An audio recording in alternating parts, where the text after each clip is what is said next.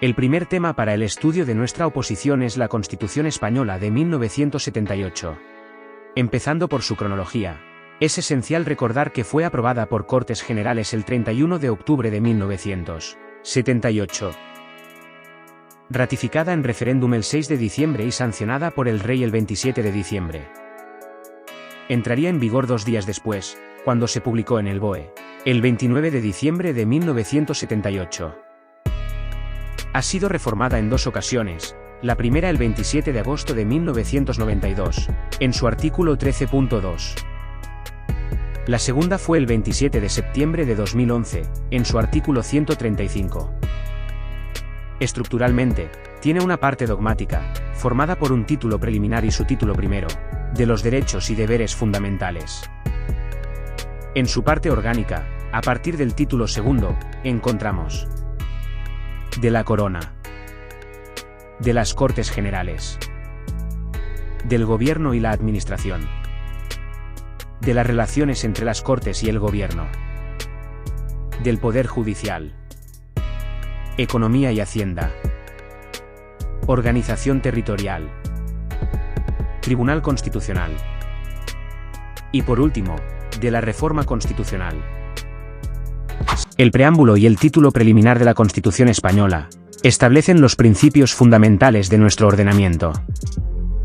El preámbulo es una introducción que refleja la voluntad del pueblo español de constituirse en un Estado democrático. El título preliminar, compuesto por los artículos del 1 al 9, establece los valores superiores de la Constitución, como la soberanía nacional, el Estado de Derecho, la monarquía parlamentaria y la división de poderes. También garantiza los derechos y libertades de los ciudadanos, establece el principio de igualdad y define la unidad de la nación española. Estos elementos sientan las bases para el resto de la Constitución y son fundamentales en nuestra organización política y legal. El título 1 de la Constitución Española está reservado a los derechos y deberes fundamentales. Se divide en 5 capítulos. 1. De los españoles y los extranjeros. 2. Derechos y libertades de los ciudadanos. 3. Principios rectores de la política social y económica. 4. Garantías de los derechos y libertades. 5. Suspensión de derechos y libertades. Los derechos del título 1 de la Constitución Española, que van del artículo 14 al 29, son esenciales para los opositores de justicia. Estos derechos incluyen aspectos como la igualdad ante la ley, la libertad y seguridad, la intimidad, la libertad de expresión y de reunión, entre otros. Todos estos derechos están protegidos por las garantías constitucionales del artículo 53, que aseguran su cumplimiento, a través de un procedimiento con preferencia y sumariedad. Además, los ciudadanos pueden recurrir al recurso de amparo para proteger estos derechos si sienten que han sido vulnerados. El título 2 de la Constitución Española, de la Corona, sienta las bases de nuestra monarquía. Según el artículo 56, el rey es el jefe de Estado, inviolable y no sujeto a responsabilidad, ya que sus actos carecen de validez sin refrendo. El artículo 57 nos dicta el orden regular de sucesión, siendo preferida la línea anterior a la posterior, el grado próximo al más remoto, el varón a la mujer y la persona de más edad a la de menos. El príncipe heredero, desde su nacimiento o llamamiento tiene la condición de príncipe de Asturias. Extinguidas las líneas de sucesión, las Cortes Generales proveerán nombramiento. Las abdicaciones y renuncias, así como cualquier duda de hecho o derecho, en el orden de sucesión, se resolverán por ley orgánica. El artículo 58 niega las funciones constitucionales de la reina consorte, o consorte de la reina. Si es cierto que, en el 59 regula la regencia, para aquellos casos en que el rey sea menor o esté inhabilitado por las Cortes. En un posible nombramiento de las Cortes, la regencia se compondría de 1, 3 o 5 personas. Los requisitos son ser español, y mayor de edad. Siempre se ejerce por mandato constitucional, y en nombre del rey. En el artículo 60 de la Constitución, se establece que será tutor del rey, quien nombre en testamento el rey difunto. En su defecto, será nombrado por Cortes. El artículo 61 nos habla del juramento de guardar la Constitución y las leyes, que debe hacer el rey al ser nombrado y el príncipe o regente. Por último, El artículo 62 establece las funciones del rey. Entre ellas encontramos la convocatoria de referéndum, sancionar las leyes, convocar y disolver cortes, y nombrar y separar miembros del gobierno, así como proponer al candidato a presidente. Las Cortes Generales se regulan en el título 2 de la Constitución, del artículo 66 al 80. Sus principales funciones son representar al pueblo español, aprobar los presupuestos generales, elaborar las leyes, autorizar los tratados internacionales, o aprobar los estatutos de autonomía, entre otras. Existen dos cámaras. El Congreso está compuesto por entre 300 y 400 diputados, elegidos por sufragio universal libre, y tiene la función de controlar al gobierno. El Senado es la Cámara de Representación Territorial, escogiendo 4 senadores cada provincia, uno cada comunidad autónoma, y otro más por cada millón de habitantes que tenga. Las cámaras tienen un mandato de 4 años. Entre sus privilegios encontramos la inviolabilidad por opiniones en el cargo, la inmunidad, ya que solo pueden ser detenidos en caso de delito flagrante, inculpados con autorización de la Cámara y encausados por la Sala de lo Penal del Tribunal Supremo. Aprueban su propio reglamento por mayoría absoluta y disponen de un estatuto. Se reúnen anualmente en 2 periodos de sesiones, el 1 de septiembre a diciembre, y el 2 de febrero a junio. Funcionan en pleno y comisiones.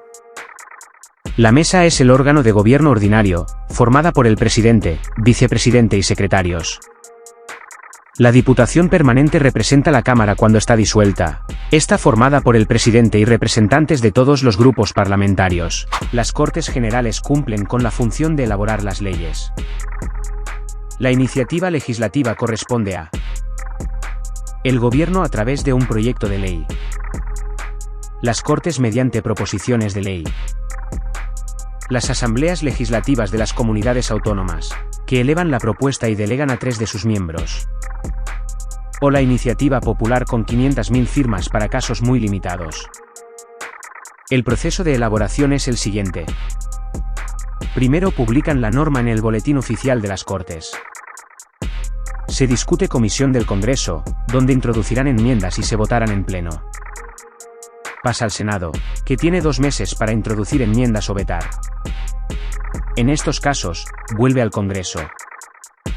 Si es vetada debería ser aprobada por mayoría absoluta, o pasados 2 meses simple. Finalmente son sancionadas y promulgadas por el Rey, y se publican en el BOE. El Congreso de Diputados es la Cámara de Control al Gobierno. Puede solicitar información, hacer preguntas e interpelaciones. Además puede crear comisiones de investigación para el interés público. El presidente tiene la facultad de presentar una cuestión de confianza al Congreso, después de la deliberación en el Consejo de Ministros. Si esta es aprobada por mayoría simple del Congreso, deberán dejar el gobierno. Por último, a iniciativa de 1/10 parte de los diputados, pueden presentar una moción de censura, con un candidato alternativo. Esta deberá ser aprobada pasados al menos 5 días después por mayoría absoluta. El Tribunal Constitucional está regulado en el título 9 de nuestra Constitución. Está compuesto por 12 miembros. 4 los elige el Congreso por mayoría de 3/5. 4 el Senado de igual forma. 2 el Gobierno y 2 el Consejo General del Poder Judicial. Son elegidos entre magistrados y fiscales, profesores de universidad, funcionarios públicos y abogados. Todos juristas de reconocida competencia, con más de 15 años de experiencia profesional en derecho. El mandato de los miembros del Tribunal Constitucional tiene una duración de 9 años. Se renueva por terceras partes cada 3 años. El cargo es incompatible con todo mandato representativo o cargo político. Son independientes e inamovibles. Eligen a su presidente en pleno, y es nombrado por el Rey cada 3 años. El Tribunal Constitucional tiene jurisdicción en todo el territorio español, y supremacía sobre los demás órganos judiciales.